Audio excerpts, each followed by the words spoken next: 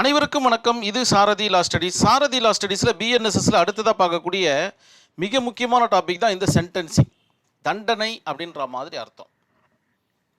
சிறுவினாக்களில் அடிக்கடிக்கு கேட்டுக்கிட்டே இருக்காங்க. சிறுவினாட்களில் கேட்கப்படவில்லை என்றாலும் கண்டிப்பாக இந்த ஒரு வார்த்தையை நீங்கள் உங்களுடைய எக்ஸாம் பேப்பரில், தட் மீன்ஸ் ஆன்சர் ஷீட்டில் எழுதி தான் ஆகணுன்றதை இந்த இடத்துல நான் நினைவுபடுத்தினேன்.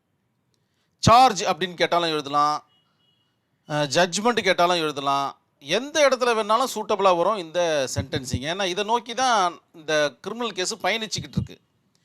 ஒன்று கன்விக்ஷன் ஆகணும், அப்படி இல்லைன்னா அக்யூட்டல் ஆகணும். இந்த ரெண்டு கான்செப்டை நோக்கி தான் ஒரு கிரிமினல் கேஸு பயணிக்குது. அதனால் இதெல்லாம் நீங்கள் எழுதுறதுல எந்த வித தவறும் இல்லை அப்படின்ற மாதிரி சொல்லிவிட்டு சென்டென்சிங்னா என்னன்றதை பார்க்கலாம்.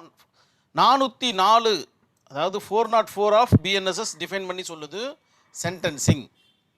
இந்த ஒரு 4 லைனை படிக்கிறேன் பாருங்க. குற்றவாளி என்று நிரூபிக்கப்பட்ட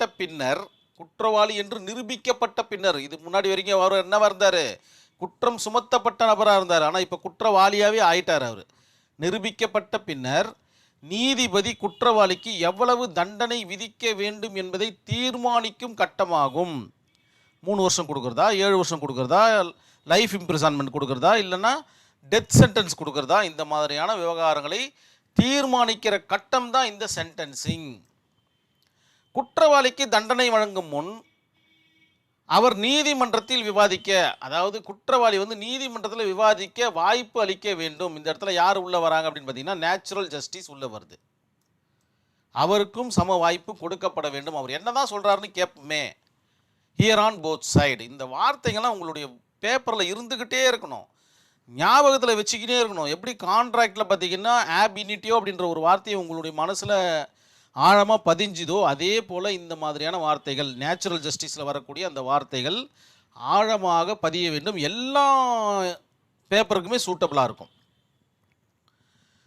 அப்படி அவருக்கு வாய்ப்பளித்து அவருடைய டீட்டெயில்ஸை கேட்டு வாங்கிக்கிறாரு. அதற்கு பின்னர் குற்றத்தின் தன்மை அவர் பார்ப்பார். யார்? ஆனரபிள் ஜட்ஜி. குற்றவாளியுடைய பின்னணியை பார்ப்பார். அவர் முதல்ல குற்றம் செஞ்சவரா, இல்லை இவருக்கு இதுதான் வேலையா, இல்லை அவங்க அந்த ஃபேமிலிக்கு பார்த்திங்கன்னா நல்ல ஒரு ஃபேமிலி பேக்ரவுண்டு இருக்கா, பசங்க படிக்கிறாங்களா, நல்ல ஒரு குடும்பமாக இருக்கா, இந்த மாதிரியான விவகாரங்களெல்லாம் அவங்க கேட்டு தெரிஞ்சுப்பாங்க.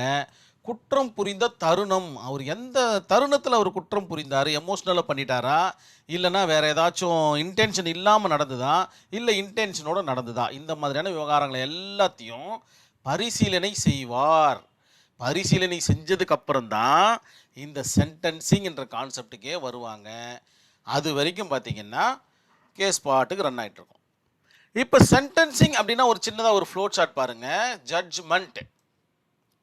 ஜட்ஜ்மெண்ட்டில் தான் சென்டென்சிங் வரும் அப்படின்றது தெரிஞ்சு போச்சு. So after that judgment sentencing. Express sentencing அது பார்த்திங்கன்னா வார்த்தைகளாகவும் இருக்க வேண்டும்.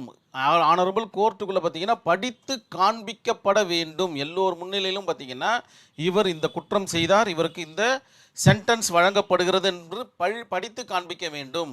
அதே போல் ரிட்டனாகவும் பார்த்தீங்கன்னா அவருக்கு ஒரு காப்பி கொடுக்கணும் அப்படின்ற மாதிரி சொல்லப்படுது. கன்சிடர் பண்ணுவாங்க. எதை பேஸ் பண்ணி கன்சிடர் பண்ணுவாங்கன்னா இந்த குற்றத்தின் தன்மை, குற்றவாளியின் பின்னணி, குற்றம் புரிந்த தருணம், இது எல்லாத்தையும் பார்த்தீங்கன்னா கன்சிடர் பண்ணுவாங்க. இஃப் சென்டென்ஸ் பாஸ்டு என்ன நடக்கும் அப்படின்னு பார்த்தீங்கன்னா அவரை ப்ரிசனில் கொண்டு போய் விட்டுடுவாங்க. எத்தனை வருஷம், என்ன மாதிரியான டீட்டெயில்ஸ்ன்றது உங்களுக்கே எல்லாமே தெரியும். இன்கேஸ் அவர் மன்னிக்கக்கூடிய கான்செப்டில் இருந்தார்னா ப்ரொபேஷன் கான்செப்டில் கொண்டு போவாங்க. ப்ரொபேஷன் ஆக்ட் இதில் ஆக்ட் ஆகும். ஃபைன் மட்டும் கட்டினா போதும் அப்படின்னா அதுவும் ஒரு வகையான சென்டென்ஸ் தான். ஃபைனை மட்டும் கட்டிட்டு அவர் வெளியில் வருவார். இது சிறு சிறு குற்றங்கள், சம்மரி ட்ரையல் அப்படின்ற கான்செப்டில் வரக்கூடிய சிறு சிறு குற்றங்களுக்கு ஃபைனும் வரும் அப்படின்றத நினைவில் வச்சுக்கிங்க. இங்கே பாருங்கள், ஒரு எக்ஸாம்பிள் டெத் சென்டென்ஸ்னு கொடுத்துருங்க. இந்த ஒரு வார்த்தை வரணுன்றதுக்காக. ஸோ அதற்கு பெயர் என்ன அப்படின்னு பார்த்தீங்கன்னா மரண தண்டனைன்னு அர்த்தம். ஸோ லைஃப் சென்டென்ஸ்னால் என்ன? வாழ்நாள் சிறை தண்டனைன்னு அர்த்தம். ஸோ இந்த மாதிரி சென்டென்ஸ்னால் என்னன்றது உங்களுக்கு புரிய வைக்கிறதுக்காக இந்த ஒரு வார்த்தை இந்த இடத்துல இருக்குது. இந்த கேஸ் ஸ்டடியை பாருங்கள். Bachan Singh versus state of Punjab அப்படின்ற கேஸ் ஸ்டடியில் என்ன சொல்கிறாங்க அப்படின்னு பார்த்தீங்கன்னா டெத்து சென்டென்ஸ் அதாவது மரண தண்டனை பார்த்தீங்கன்னா அரிதான வழக்குகளை மட்டும்தான் வழங்கப்பட வேண்டும். குற்றத்தின் தன்மை, சூழ்நிலை போன்றவற்றை சமநிலைப்படுத்தி முடிவு செய்ய வேண்டும் அப்படின்ற மாதிரி சொல்கிறாங்க. இங்கேயும் கிட்டத்தட்ட நேச்சுரல் ஜஸ்டிஸை தான் உள்ளே கொண்டு வராங்க. இந்த கேஸ் ஸ்டடி எழுதும்போது நீங்கள் நேச்சுரல் ஜஸ்டிஸையும் சேர்த்து எழுதுனா தவறொன்றும் கிடையாது அப்படின்ற மாதிரி நீங்கள் நினச்சிக்கிங்க. அது மட்டும் இல்லாமல் இப்படி எழுதுகிற பேப்பர் தான் வேலிடாக இருக்கும். அதோட கூட சேர்ந்து இப்படி எழுதுகிற அந்த ஸ்டூடெண்ட்டு தான் நல்லபடியாக ப்ராக்டிஸ் பண்ணுவார் அப்படின்ற ஒரு உயரிய கான்செப்ட் இந்த இடத்துல சொல்லிவிட்டு நான் இந்த வீடியோவை கம்ப்ளீட் பண்ணிக்கிறேன். நன்றி, வணக்கம்.